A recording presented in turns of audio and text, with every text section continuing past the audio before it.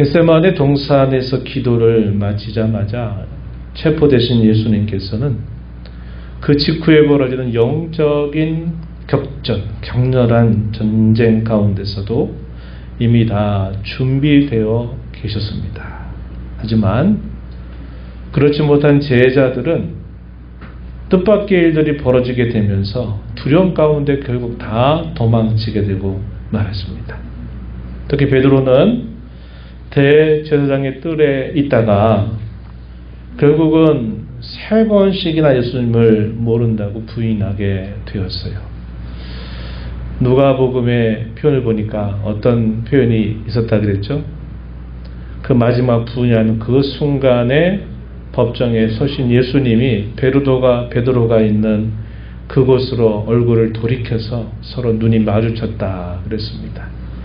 얼마나 그 상황이 얼마나 당혹스러운 상황이었을까 우리가 생각을 해봤어요. 그래서 베드로는 그러한 자신이 그렇게 예수님을 배반했던 그 사건을 평생토록 잊을 수 없었고, 그러한 사실들이 그의 평생에 살아있는 교훈이 되어서 그가 흩어져 고난 가운데 있는 많은 성도들을 향해서 사탄이 우는 사자와 같이 우리를 삼킬 자를 두루 찾는다. 그러므로 우리는 깨어 근신해야 된다라고 이렇게 성도들을 향해서 권면했던 내용들을 우리가 지난번에 함께 살펴보았습니다.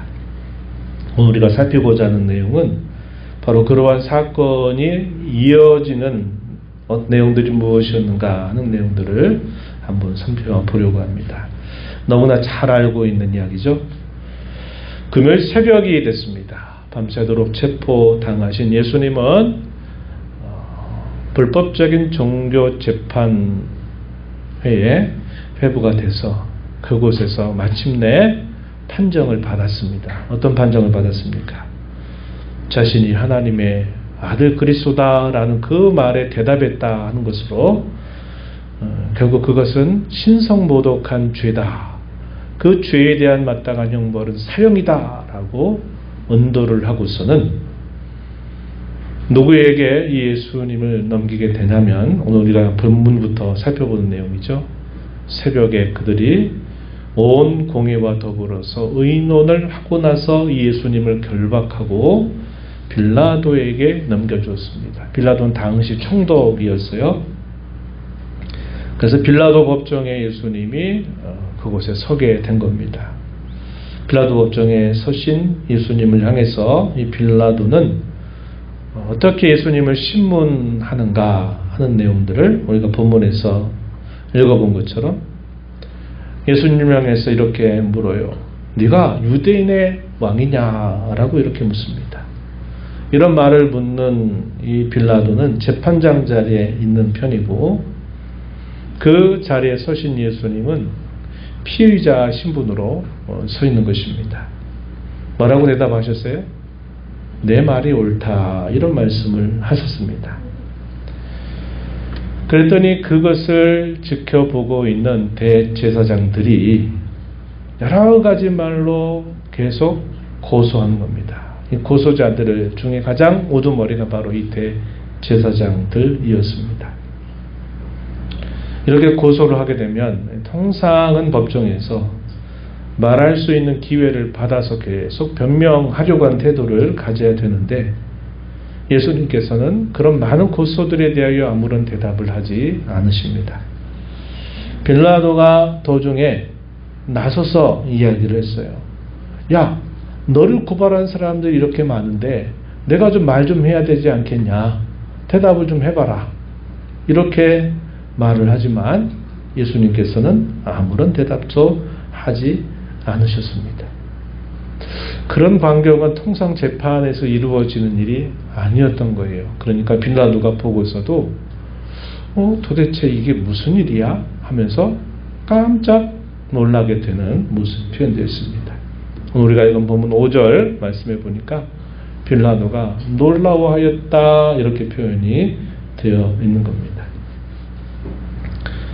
예수님께서 겟세마네 동산에서 그토록 간절하게 기도를 올리시고 난 이후에 체포되신 순간에서부터 계속 벌어지고 있는 일련의 여러 부당한 그런 사건들에 대해서 예수님은 한마디 말씀도 하지 않으신 채 그것을 온전히 받아들이시는 모습을 나타내고 계신 겁니다. 이것은 선지자 이사야를 통해서 이미 예언되었던 그 말씀을 따라 마치 털 깎는 자 앞에 어린 양처럼 도수장으로 끌려가는 그런 양처럼 아무런 저항도 하지 않으시고 그 모든 일들을 온전히 당하시는 모습을 그대로 보여주신 것입니다. 이런 상황들 속에서 명절이 되었을 때 하나의 특별 사면하는 제도가 있었어요. 우리나라도 그런 게 있죠. 광복절이나 특별한 절기가 있을 때 이런 특별 사면 제도가 있습니다. 고대에서부터 있었다는 것을 우리가 알게 돼요. 명절을 맞이했을 때 죄수를 놓아주는 그런 전례가 있었다 이렇게 말합니다. 이제 6월절이라고 하는 명절이 가까이 온 거죠. 그래서 이 바라바, 그 죄수 가운데서 흉악범이었던 바라바와 예수님 이 둘 사이에 너희가 결정할 것을 이 빌라도가 무리들에게 맡겨준 것입니다. 바라바는 어떤 인물이었느냐 보니까 밀란을 선동했던 사람이죠. 로마 당국의 입장에서 봤을 때는 굉장히 그 죄악의 정도가 아주 심각한 흉악범에 해당되는 겁니다. 그런데 대제사장들이 무리들을 선동하고 충동하다 보니까 이 무리들이 뭐라고 말하냐면 바라바를 놔주라고 이야기하는 겁니다. 바라바를 놔주고 예수를 십자가에 못 박으라고 막 무리들이 계속 말하는 모습을 보여주고 있어요. 13절, 14절 우리가 읽은 말씀에 보면 두 번씩이나 아주 큰 소리로 십자가에 못 박게 하소서, 십자가에 못 박게 하소서 이렇게 예수님을 십자가에 못 박을 것을 요청한 것입니다. 당시 무리들은 뭘 알고 그랬겠습니까? 종교 지도자들이 선동하는 대로 계속 그들의 선동을 받아가지고 결국 예수님을 십자가에 못 박으라고 빌라도를 향해서 한 목소리로 크게 외쳤다는 것을 우리가 알게 됐죠. 빌라도는 그 무리들의 그 강력한 요구 앞에서 분명히 그 예수님이라고 하는 이 사람이 그럴 만한 죄가 없다고 하는 사실들을 알고 있으면서도 결국은 어디에 순종하냐면 그 무리들의 그 강력한 요구에 대해서 그들에게 만족을 주기 위해 결국은 예수님을 이 형장으로 내보낸 일을 하게 된 것입니다. 당시 사람을 죽이는 일에 있어서는 유대 종교법으로는 할 수가 없었어요. 당시에 로마의 속국 아래에 있었기 때문에 로마 당국의 허락이 있어야만 됐던 겁니다. 그래서 이 종교 지도자들이 빌라도 법정으로 그 야심한 시각에 그 예수님을 데리고 가서 결국 그 재판을 받게 하는 일을 하게 되었던 것입니다. 잘못된 것이라는 것을 알면서도 이 빌라도는 결국 이 무리들의 강력한 요구 앞에 결국 그들에게 만족을 주기 위해서 예수님을 형장으로 내보냈는데 어떻게 하느냐? 먼저 채찍질을 당하게 해줍니다. 이 마가복음에서는 이 부분에 대해서 그냥 간단하게 이렇게 요약하고 지나가게 되지만 당시에 이 채찍질에 대해서는 아마 여러분들이 뭐 영화나 여러 자료를 통해서 봤을 거예요. 한 번 맞으면 그 채찍이 살점에 탁탁 박혀가듯이 그렇게 아주 매서운 채찍질입니다. 그래서 한 번 때려서 잡아당기면 살점이 떡떡 떨어지는 그런 정도의 고통스러운 채찍질을 맞는 거죠. 약 40여 대 정도 이렇게 그 채찍질을 당하는 그런 고통을 예수님이 그대로 받게 된 겁니다. 자신은 그것이 옳지 않다는 걸 알면서도 결국은 무리들의 만족을 주기 위해서 했고 또 우리가 읽은 10절 말씀에 보면 이 대제사장들이 예수님의 시기에서 이것이 부당한 것을 알면서 넘겨줬다고 하는 것을 분명히 알고 있었음에도 불구하고 결국 이것을 최종 승인한 사람이 빌라도라는 총독이었습니다. 그래서 우리가 신앙 고백에서 빌라도에게, 본디오 빌라도에게 고난을 받으사, 이렇게 우리가 고백을 하게 되는 거죠. 최종적인 그 책임이 결국은 이 빌라도의 고난에 속해 있었던 일이었다 하는 것입니다. 이렇게 결국 재판을 받고 사형으로 넘겨진 예수님은 이제 로마 병정들에게 맡겨지는데 어떻게 하느냐. 오늘 우리가 읽은 본문에 보니까 브라이도리온이라고 하는 뜰 안에서 이 예수님을 로마 군병들이 그렇게 조롱하고 또 많은 박해를 가하는 것을 보여주고 있습니다. 어떻게 하냐면 붉은색 군복으로 아마 보이는 이 자색 옷을 예수님에게 입혀요. 그리고 머리에 가시로 엮은 면류관을 그의 머리 위에 씌웁니다. 그 가시 면류관을 이렇게 씌우고 누르면 어떻게 될까요?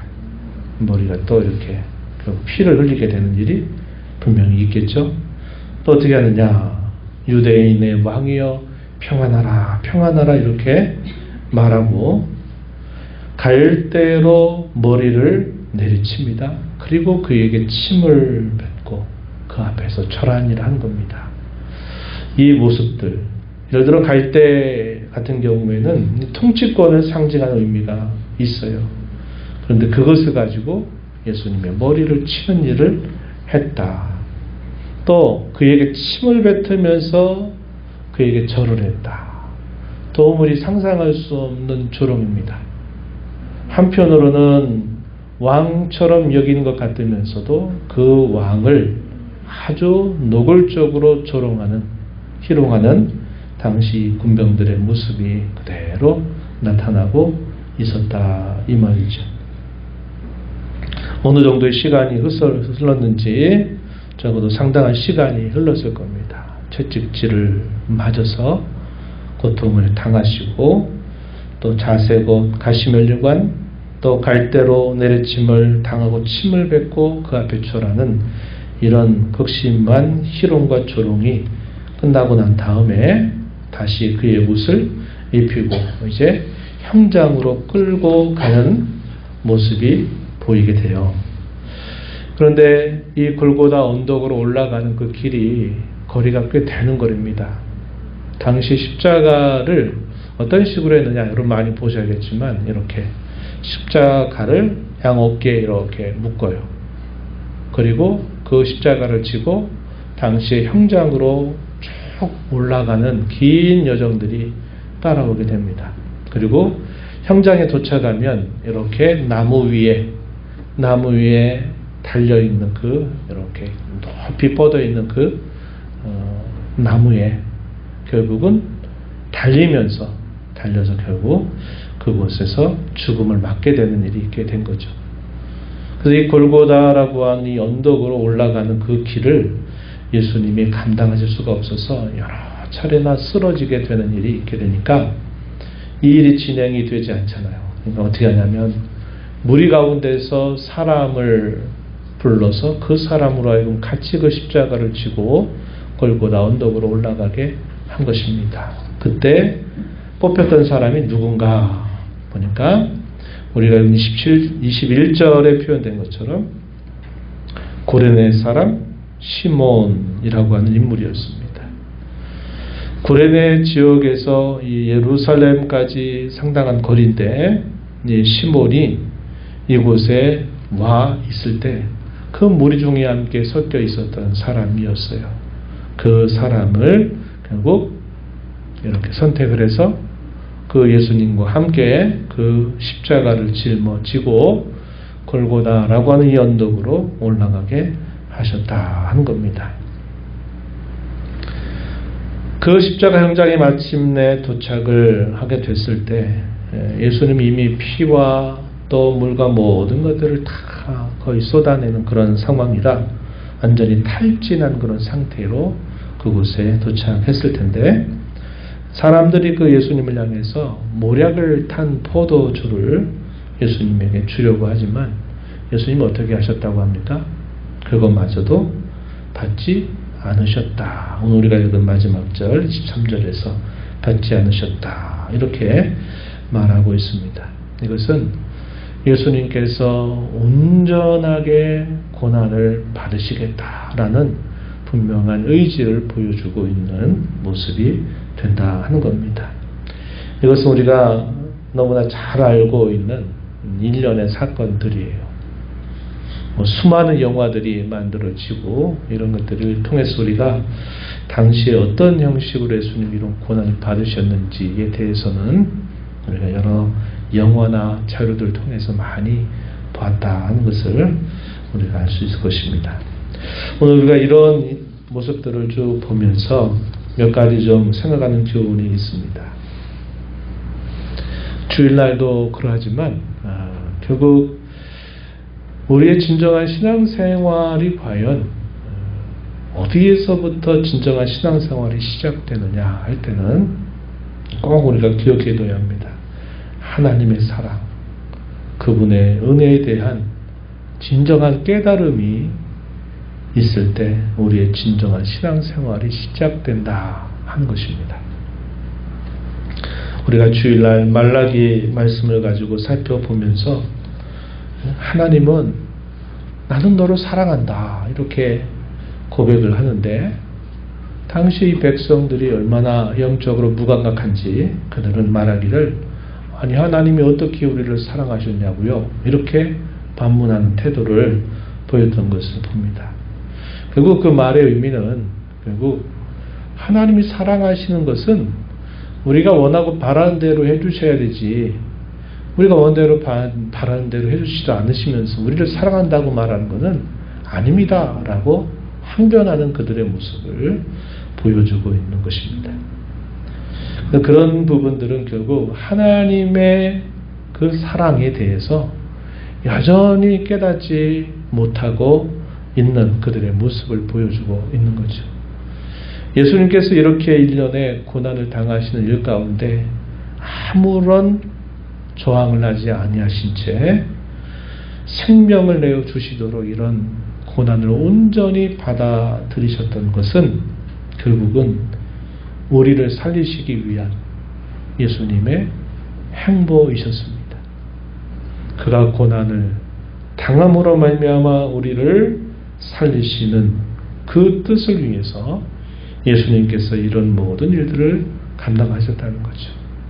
여기에 그분의 사랑, 그분의 은혜가 여기에 온전히 녹아있다고 하는 사실들을 우리는 알게 됩니다. 그래서 진정한 신앙생활은 바로 이 하나님의 사랑, 그분의 은혜에 대한 깨달음이 우리의 심령 속에 채워지게 될 때 진짜 신앙생활이 시작된다 하는 것을 우리가 늘 마음에 간직하고 살아야 한다는 겁니다. 이것이 이루어지기 전까지는 여전히 신앙생활이 제대로 자리 잡히지 못한다 하는 것이죠. 두 번째는 우리 주님의 고난, 이 온전하게 고난을 당하신 이 일은 결국 조금 전 나눈 것처럼 우리의 영혼의 깊은 질병들, 그것을 살리시기 위한 분명한 목적이 있었기 때문에 예수님 그 어느 것 하나도 거절하지 않으시고 그것을 온전히 감당하셨던 것을 우리가 알게 됩니다. 우리를 살리시기 위한 것이다.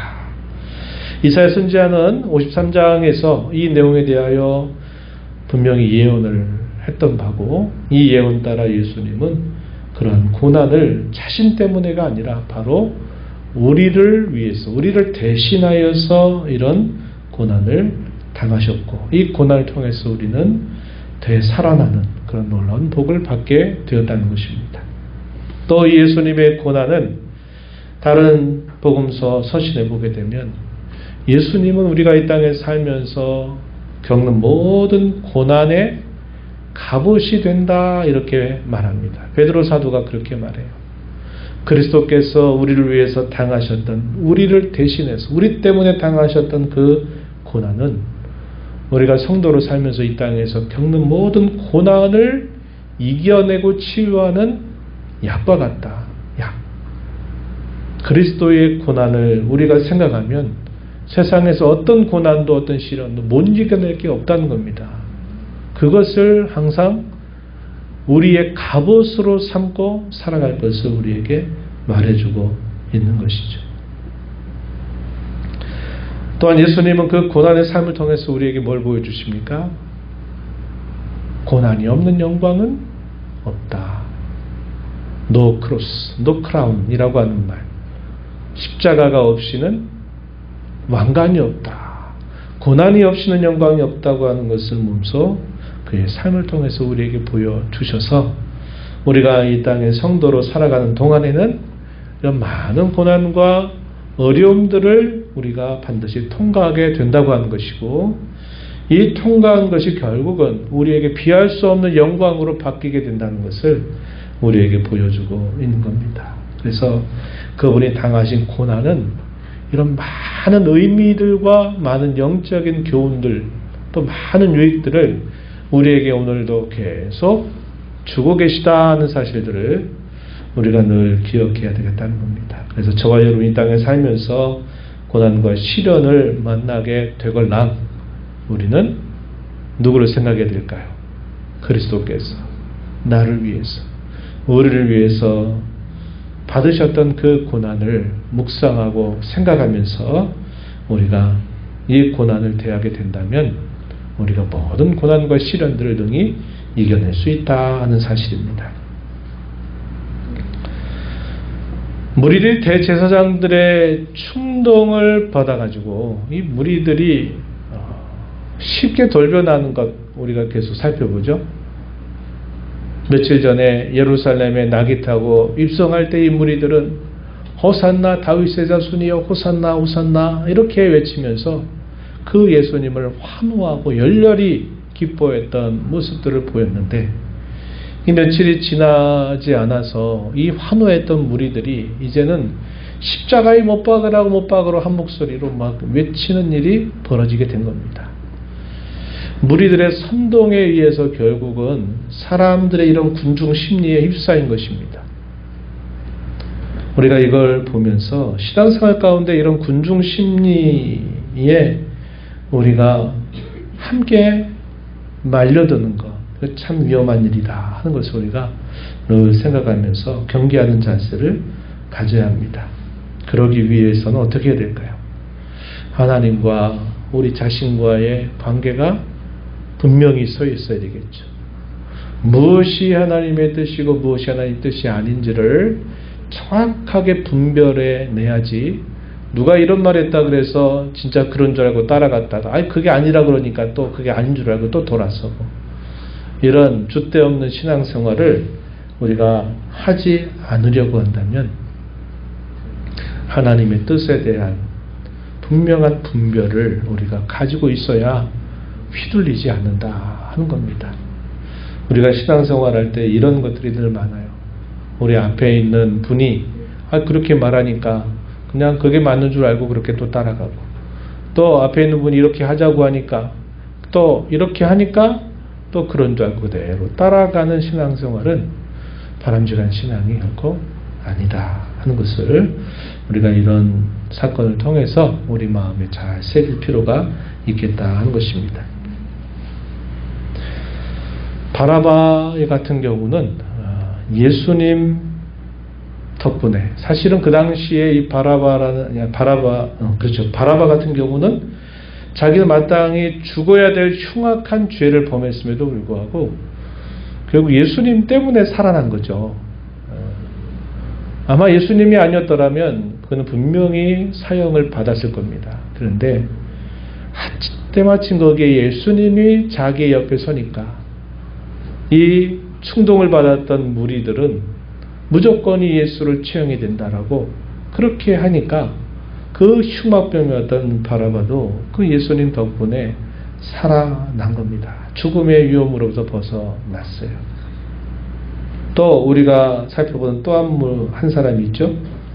예수님 때문에 그곳에 많은 무리들이 모여있는 곳에 함께 했다가 쓰러지는 그 예수님 때문에 억지로 그 십자가를 짊어지고 올라가게 되었던 이 시몬도 예수님 때문에 그런 일들을 그가 감당하게 됐지만 이런 사건 이후에 과연 그들의 삶이 어떻게 바뀌었을까 하는 것을 우리가 주목해 볼 필요가 있는 겁니다.